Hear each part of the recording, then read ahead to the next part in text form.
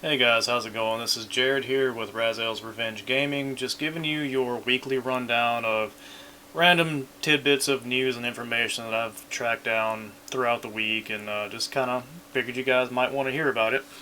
As always, though, it's just me giving you little tidbits of information, kind of like bullet points and everything.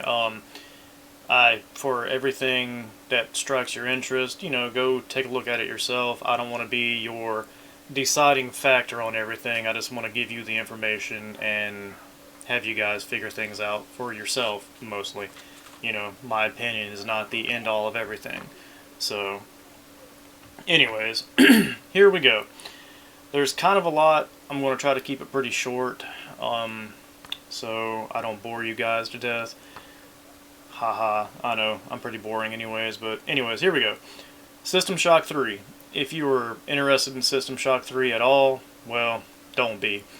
It's gone. Everyone that was having anything to do with that is not doing it anymore.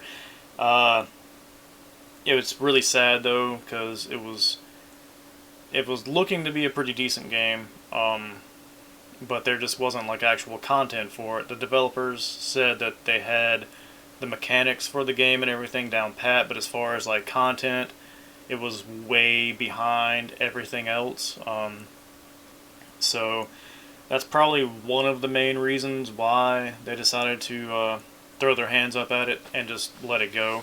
But the actual developer of the game hasn't come out and given real reasons why, so it's pretty much all just kind of like speculative or speculatory, whatever the fuck you want to call it at the moment, about why it actually isn't going to be a thing.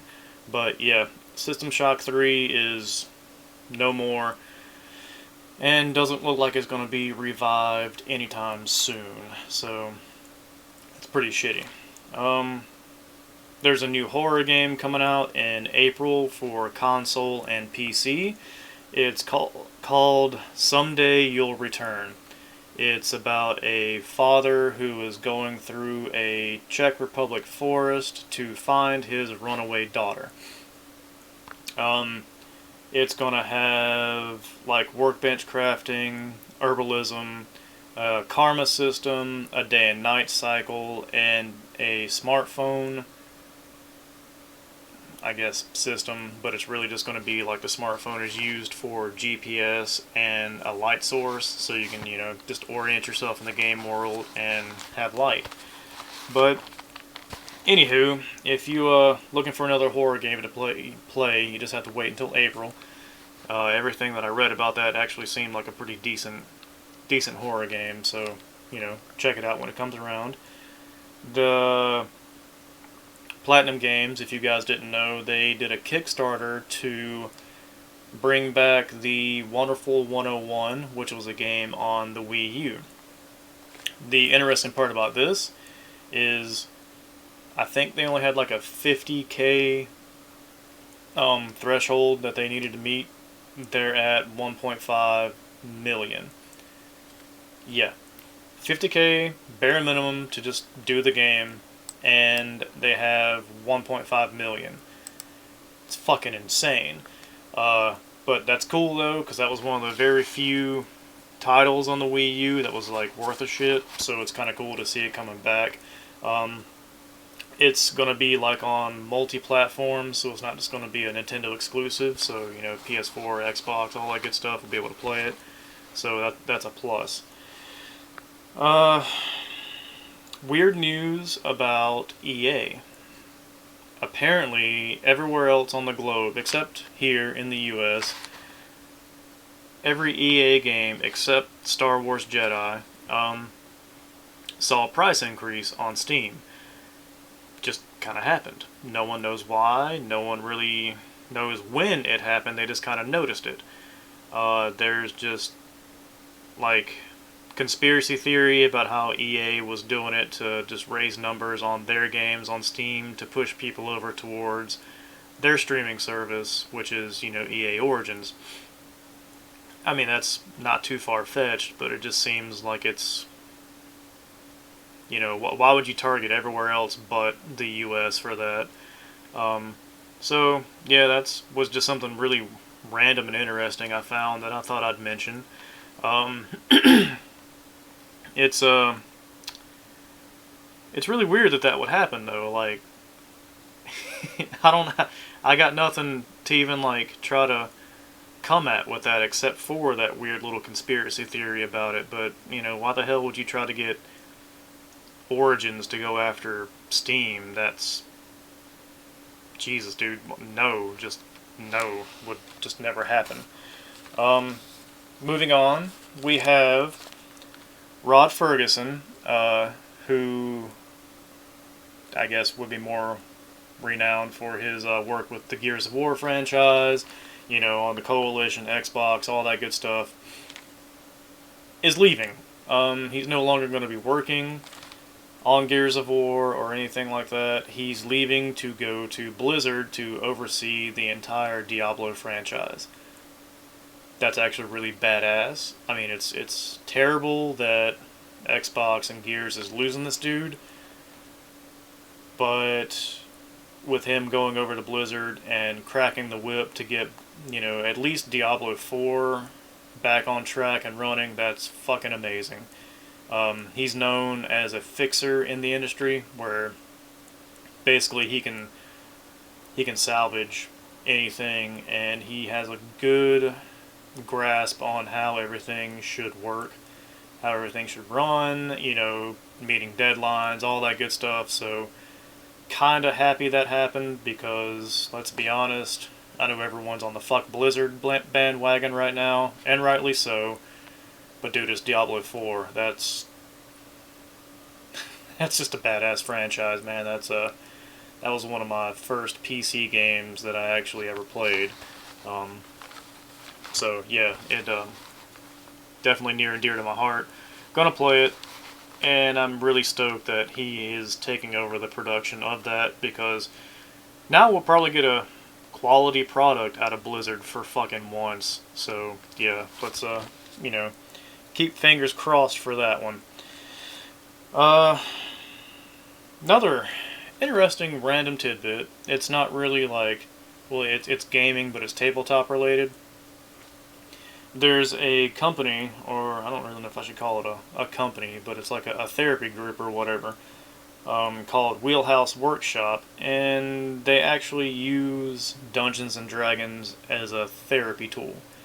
Um, I think that's really badass, because, you know, growing up, early teens and all that, I played tabletop a lot, and it was actually a good way to like just de-stress. I mean, between like D&D, Robotech, and some other ones that I can't remember, and like Magic the Gathering, that was my outlet. You know, um, that's how I coped with, I guess, growing up.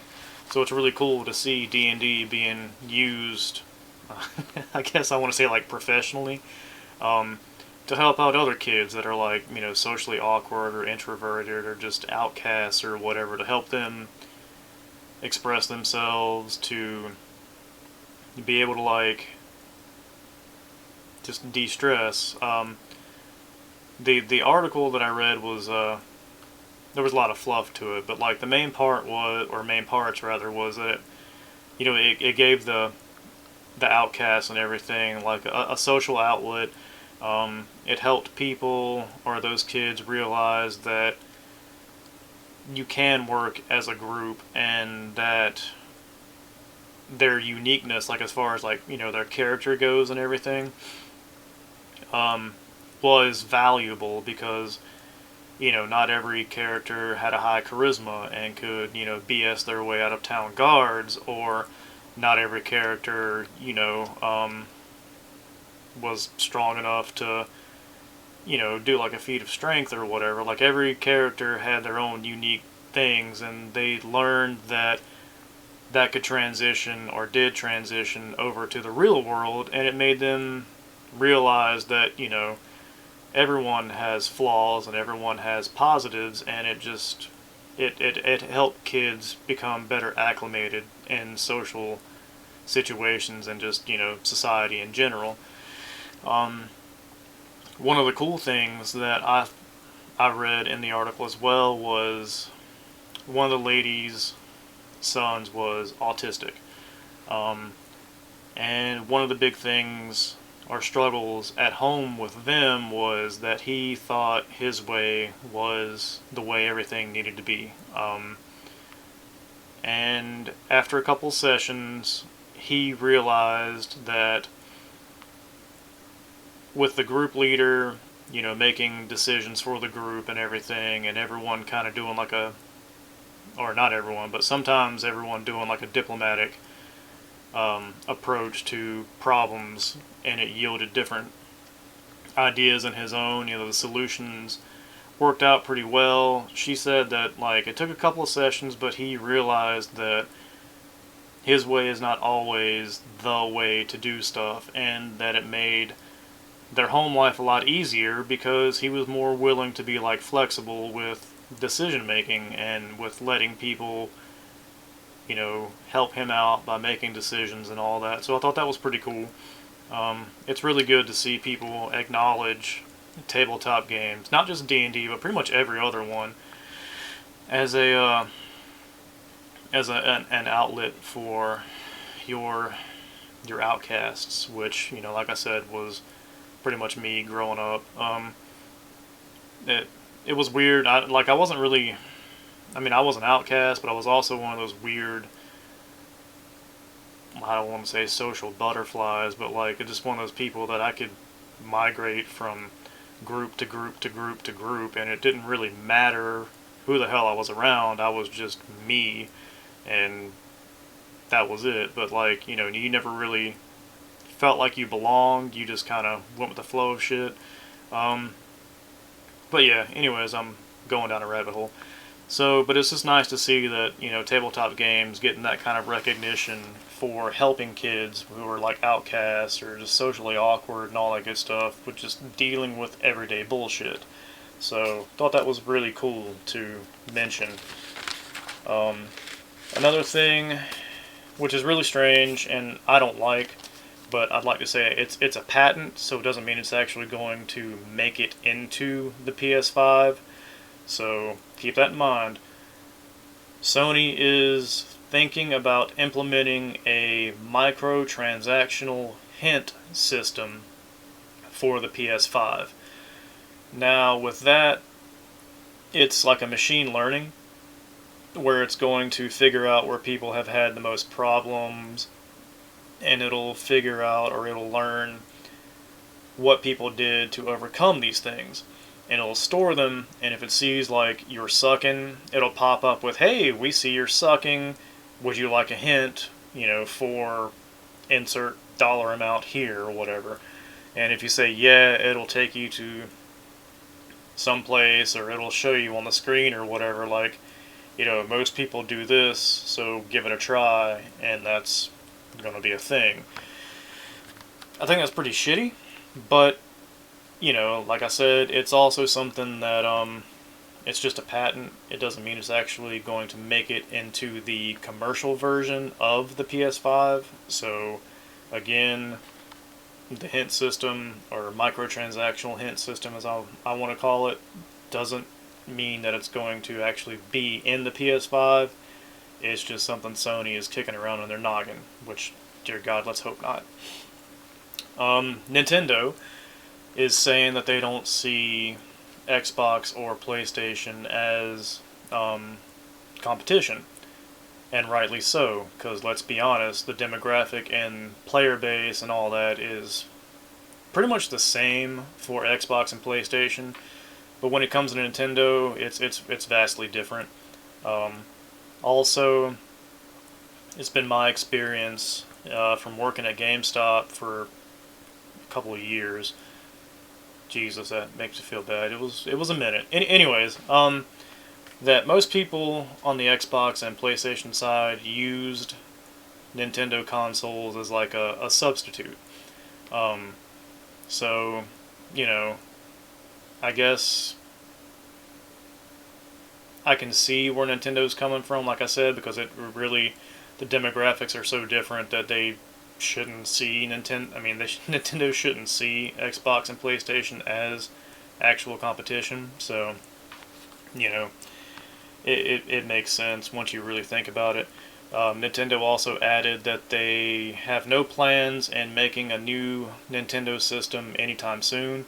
Like the Switch Lite was probably the newest thing you'll see in a while. And even then, like, I mean, the Switch Lite was cool in concept, but a downgrade as far as the actual Switch goes. I'm still kind of confused about that, but it is what it is.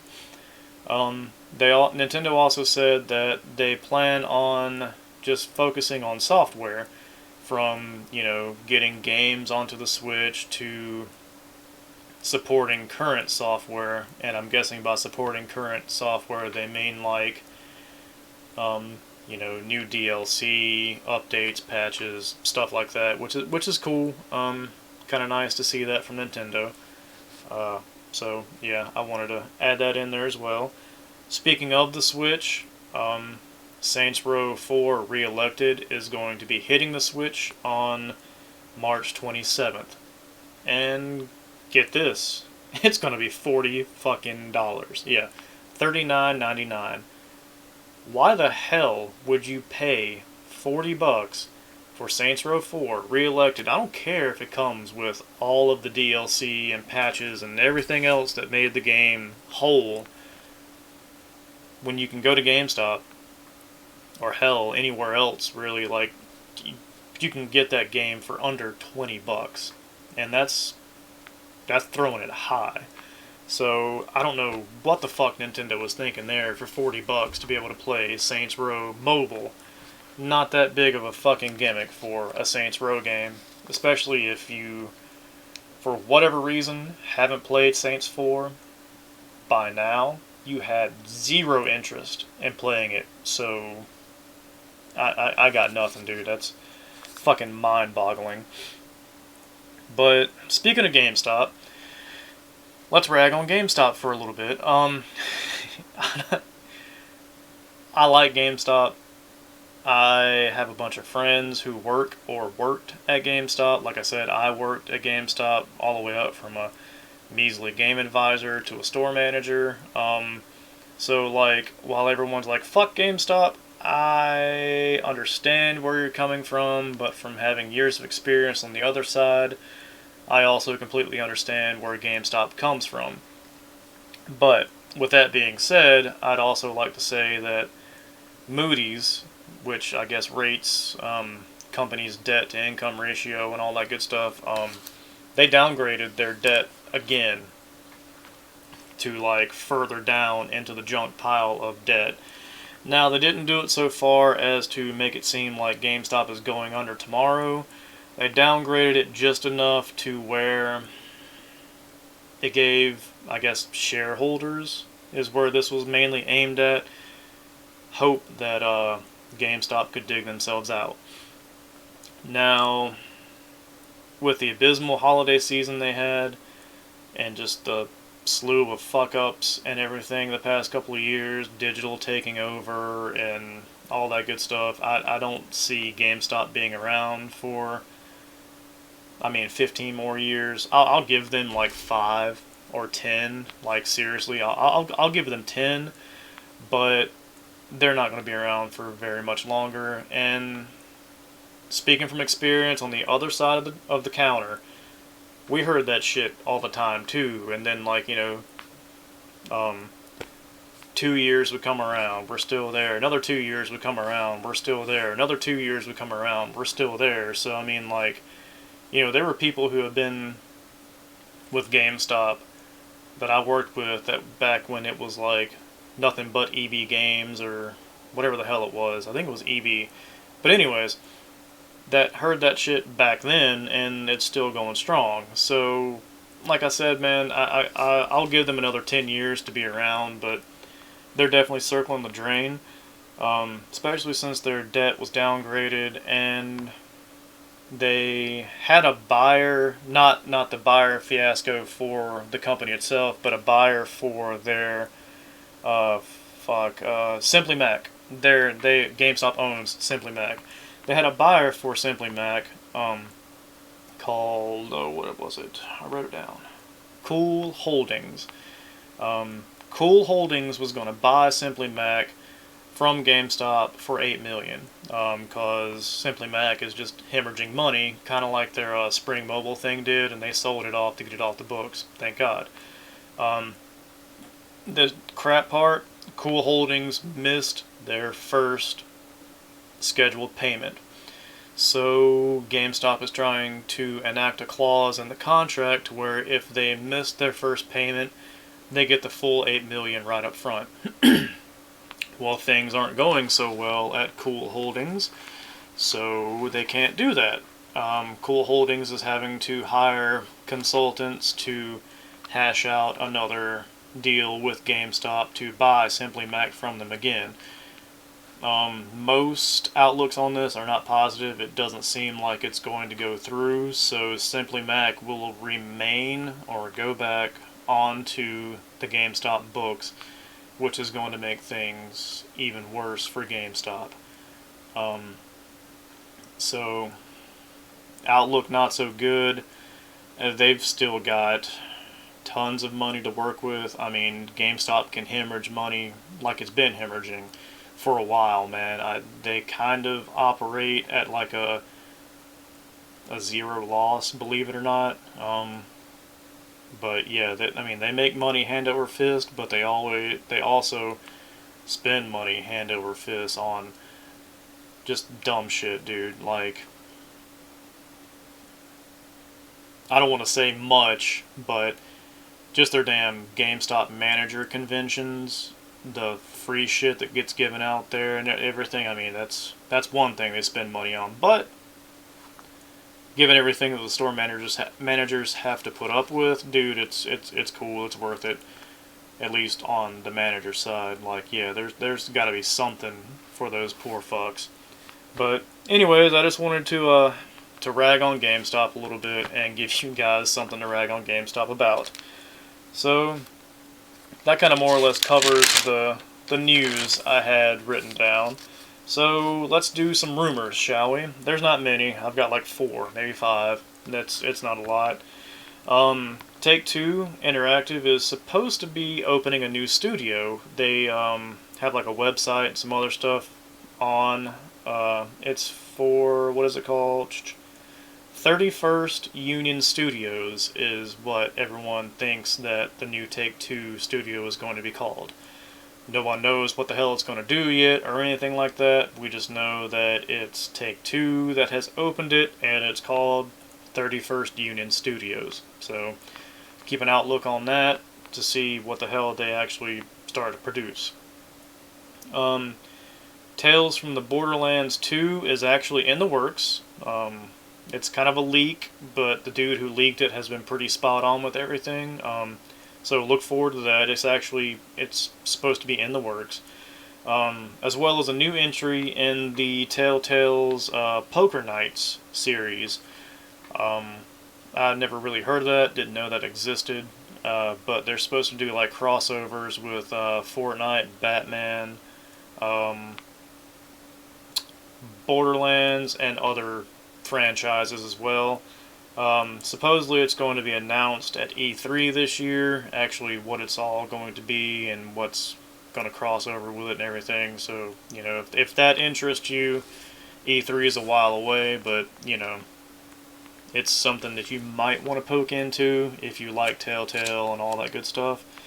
Also, last little tidbit, and, it's not really that great, but Crash Bandicoot is supposed to be getting a mobile game at some point, and it looked like I don't know, you built a base, and I got nothing. All I saw was like little screenshots of what you do, not like what you do, but it explains a little bit or whatever. But I'm not a Bandicoot fan, and I'm not a mobile fan, so I really just kind of passively was like, oh, hey, this might interest people, and wrote it down. So, there we go. That's it for today.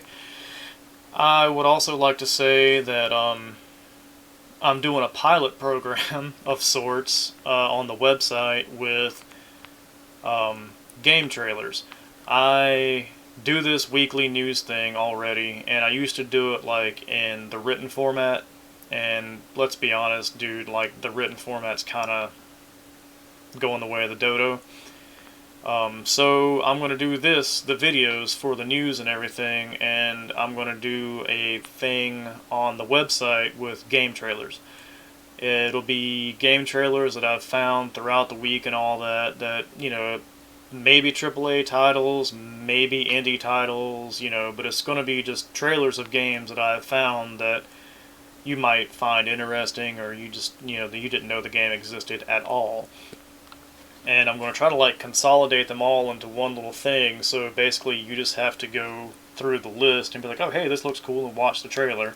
So you can be like, oh, okay, well maybe I'll keep an eye out for this one.